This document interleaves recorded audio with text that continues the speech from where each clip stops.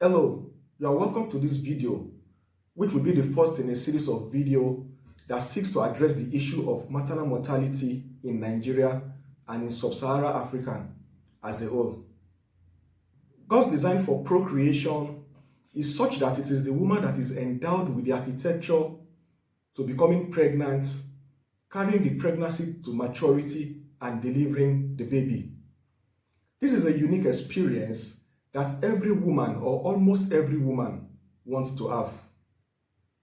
However, beneath this desire is a silent apprehension in every woman about the possibility of something going wrong during pregnancy or during childbirth, and this ought not to be so. As a teenager seeking admission to study medicine, I had the reason to visit a relative who just lost a neighbor to ruptured ectopic pregnancy. And that was actually the first time I was going to be hearing about an ectopic pregnancy. It took another 5 to 6 years while studying medicine in school and doing my O&G rotation that I got to know what an ectopic pregnancy actually is. And besides, how deadly a ruptured ectopic pregnancy would be without early presentation, correct diagnosis, and prompt intervention. My years in clinical practice has thus given me the opportunity to understand what maternal mortality is. A woman dying from pregnancy or childbirth related complications. When a new number is to be added to the statistics of maternal or even neonatal mortality, the most difficult aspect of the job for me or for any doctor at all will be breaking the news and consoling the relatives. Needless to say, it is a very difficult task to break the news of the death of a baby to a woman that just delivered. It is even more difficult to break this news and console a man who just lost his wife and or his baby during childbirth. The developing world today is riddled with a high prevalence of maternal mortality, especially in their rural communities. The World Health Organization records that every day, about 830 women die from pregnancy or childbirth-related complications. 99% of all these deaths usually occur in developing countries, especially amongst the rural communities and poorer people. Sadly, every child who is born to a mother that suffers maternal death is usually at a disadvantage of growing up without being raised with his biological mother. Needless to say, it is not enough to have a child. The goal of standard obstetric practice is to have a mother and a baby or babies alive and well. One of the happiest experiences in life is the joy of giving birth to a newborn. It is not a mistake that babies are called bundles of joy. You will need to see a newborn baby in a cry or with a laugh to experience the joy of nature. If you see a couple who have had to wait for years before having their baby, you would have a glimpse into the indescribable experience of joy and fulfillment that having a newborn brings into a family. Have you realized that giving birth changes everything? It changes your status, probably changes your nomenclature, it changes your title, the organization of your life, the organization of your home. It changes your budget. The beauty of childbearing is to have a joyful and fulfilled mother, a bouncing and healthy baby, and a joyful and proud father. These are not possible when things go wrong. Expectations are cut short and hopes are dashed when the expected day of joy turns to a day of gloom or a day of sorrow because either the baby, the mother, or both of them die at childbirth. Whether in marriage or outside of it, once a woman desires to get pregnant or once a couple desires to get pregnant with the aim of giving birth, either the pregnancy came in time or there was a period of infertility, and probably medical intervention would have had to come in so that a pregnancy can be achieved. The joy of the mother or of the couple is not full until the baby is born. It is human for family members, colleagues, and neighbors to come around to rejoice with the parents of the newborn baby once his or her birth is announced. So while this baby comes as a bundle of joy to the world, the channel of gifting our world with every baby is the woman.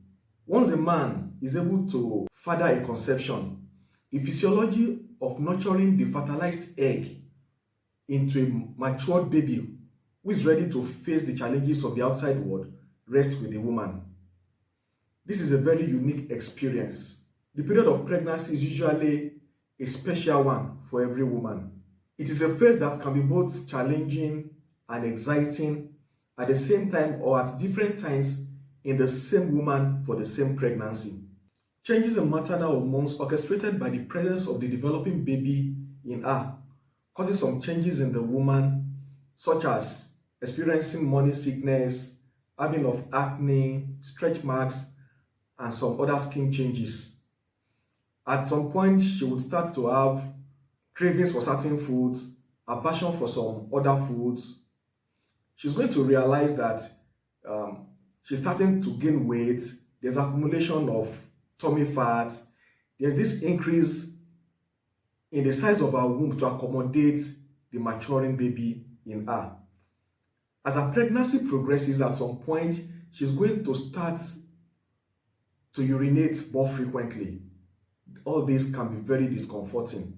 As her pregnancy progresses, the woman starts to experience some increasing degree of pressure effects around her lower abdomen. Whenever the baby kicks very vigorously, she's also bound to experience some degree of abdominal discomfort. Most of the time, most women will experience swollen feet too. Also, psychological changes are very common in pregnant women, especially with respect to fear and apprehension about delivery, particularly in first-time mothers-to-be. The woman of the house would have to go through all of this in addition to fulfilling her role in the family and also performing her duty at her workplace.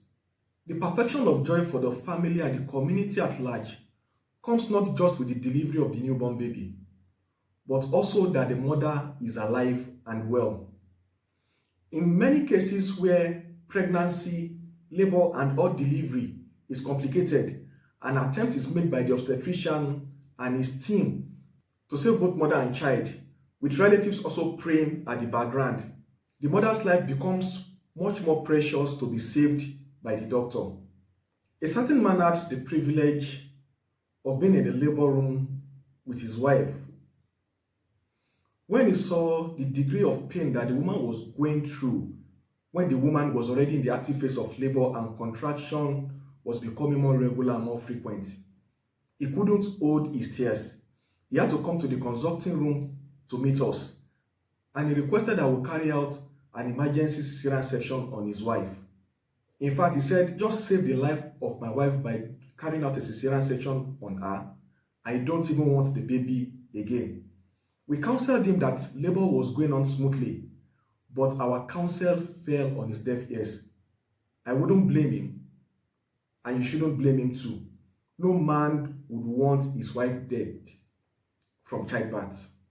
In cases where pregnancies end up in miscarriage or stillbirths, and the woman's life is preserved, the counsel that is given to the woman is contained in a statement that the contents spilled, but the container is spared and preserved. Hence, a fresh opportunity abounds for her to be able to carry another content, which is the baby, and nurture it unto full maturity again. Again, there are pockets of cultures around us in Africa, in very rural Nigeria, where once there is a case of maternal mortality, the baby that is delivered is believed to be a witch and the cause of his or her mother's death. And subsequently, while burying the woman, the baby is also buried alive with her. The scenarios above paint a picture of how golden motherhood is and the negative impacts of maternal mortality on the family and the society. And now, critically, individuals, organizations, corporate societies, government and non-governmental organizations should take the issue of maternal mortality so seriously and make maternal health a priority. Stick with me on this journey of addressing the menace of maternal mortality by clicking on the subscribe button so that I can see you in subsequent videos as I discuss the issue of having mother and child alive and well following every period of pregnancy. Cheers.